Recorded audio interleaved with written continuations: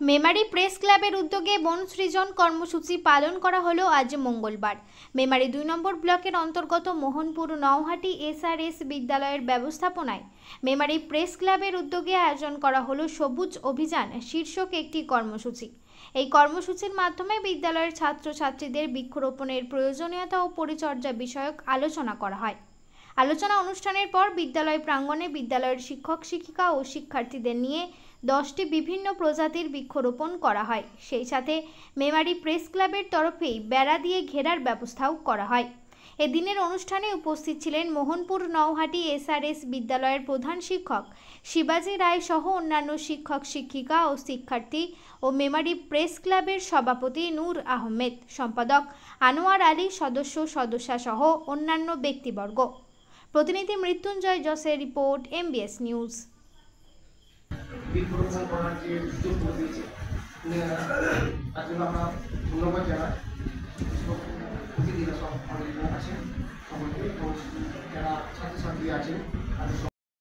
সম্পাদক, সভাপতি এবং সদস্যরা যারা রয়েছেন তাদের প্রত্যেককে আমার সশ্রদ্ধ প্রণাম।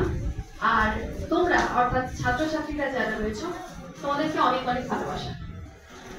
আমার আগে যারা যারা বললেন তারা প্রত্যেকেই বলেছেন যে গাছ লাগানোর কি উপকারিতা, গাছ থেকে আমরা কি পাই। এমনকি তোমরা যারা ছাত্রছাত্রীরা রয়েছে তারাও সবটাই জানো যে গাছের কি উপকারিতা, কেন আমরা গাছ লাগাবো, হঠাৎ কেন আমাদের মনে হলো যে আমাদের গাছ লাগানো উচিত।